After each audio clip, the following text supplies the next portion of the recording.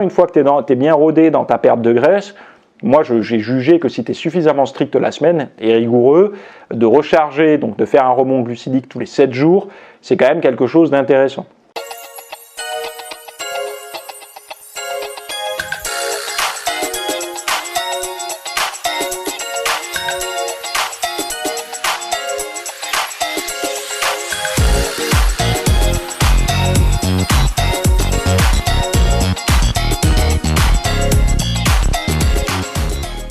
Alors, de la part de Rolleros, petite question, le rebond de glucides doit se faire à partir de quand? Tu me donnes pas ta configuration en fait. Est-ce que tu es au régime? Déjà, il faut partir du principe que le rebond glucidique ne se fait pas... tu ne fais pas un rebond glucidique par exemple en prise de masse. Parce qu'en prise de masse, tu es censé avoir suffisamment de glucides, donc du coup faire un rebond, c'est faire un ajout incohérent de calories, de glucides dans ton alimentation.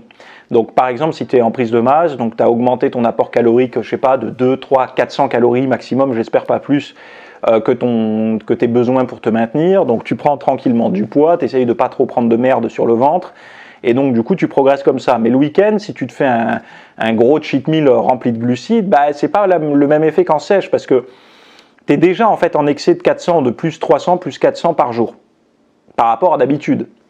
Et là, si tu vas encore amplifier ça avec un rebond, c'est pas cohérent. Donc si tu es en prise de masse, le jour où tu veux faire ton rebond, essaye de réduire ta diète et essaye de compenser par rapport à ça. C'est-à-dire, et ça sera jamais aussi efficace que ton alimentation saine, hein. Ça, sache-le bien, parce qu'il y en a qui vont se dire « Ah, mais si je compense, du coup, je peux me faire un fast-food par jour », il est en train de dire. Pas du tout. C'est juste que je suis pas fou, et je sais que quand on enchaînement, même quand on enchaînement en excès pour prendre de la masse musculaire, ça peut devenir lassant, et on a envie parfois de se faire un petit plaisir, une pizza, une raclette, un McDo, un Quick, je sais pas quoi.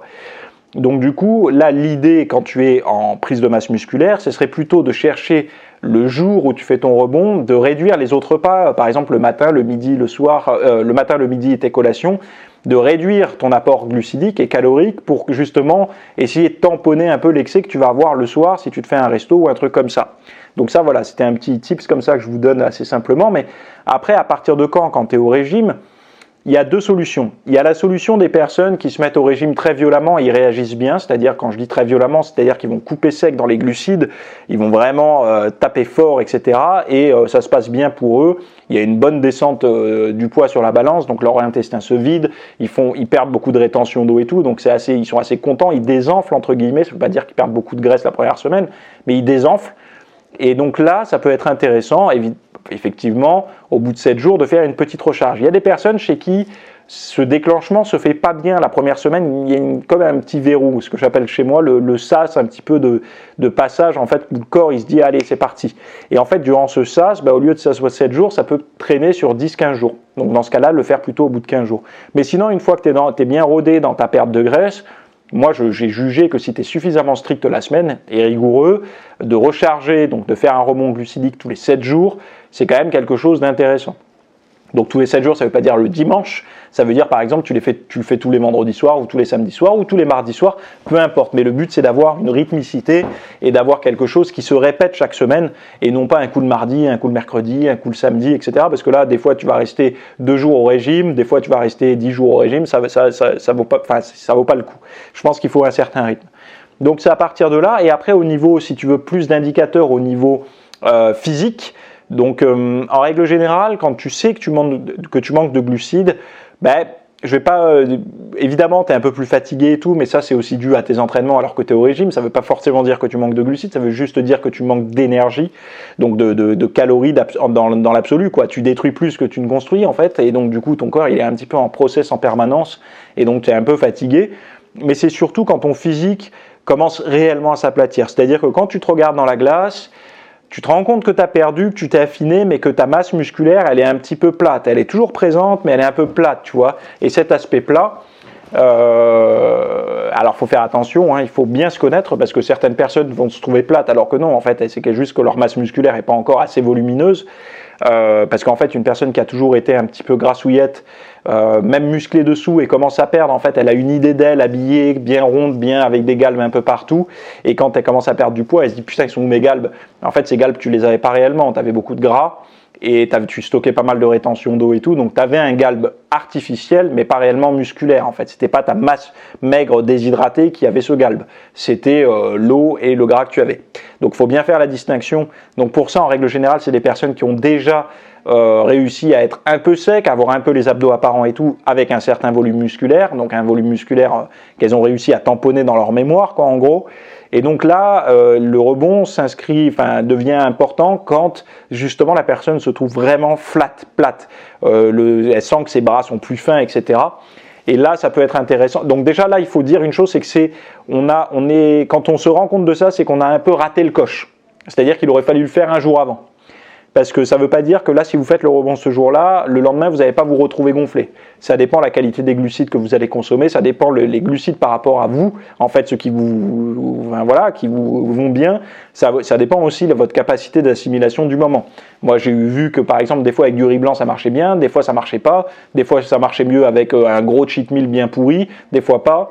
Et je me rends compte que c'est beaucoup lié aussi à l'environnement dans lequel on se trouve. Ça ne veut pas dire dans une maison ou à l'extérieur, ça veut plutôt dire est-ce que c'est un moment où vous êtes stressé, bien-être, est-ce que vous mangez lentement, rapidement, est-ce que voilà la nature de l'entraînement du jour, est-ce qu'il y a eu un entraînement, pas un entraînement, est-ce qu'il a été proche du rebond, oui ou non, et tout ça, ce sont des facteurs qui font que ça va être plus ou moins bien assimilé. C'est pour ça que moi j'avais trouvé, ce qui marchait le mieux pour moi, c'est de faire une séance de musculation relativement intense, avec des séries un petit peu longues et tout, avant de faire ma recharge, ce qui s'explique par pas mal de processus. Mais bon, ça m'appartient. C'est-à-dire que c'est comme ça que moi je fonctionne. Mais à partir de quand on mettra en place, voilà, je te l'ai dit, si tu es vraiment au régime strict et que ton poids descend et tout, au bout de 7 jours, ça peut être intéressant. Si tu es plutôt résistant à la perte de poids dans les débuts du régime, attends 15 jours, puis après tous les 7 jours. Et après, si tu es déjà dans cet univers-là depuis un certain temps et que tu patauges un petit peu avec tout ça, ou que tu fais l'erreur comme beaucoup de personnes font, c'est-à-dire qu'ils me disent « Moi, je fais des recharges, Théo, mais très saines. » Et je leur dis « Mais c'est quoi ta recharge très saine ?» En fait, je me fais des lentilles, je dis non.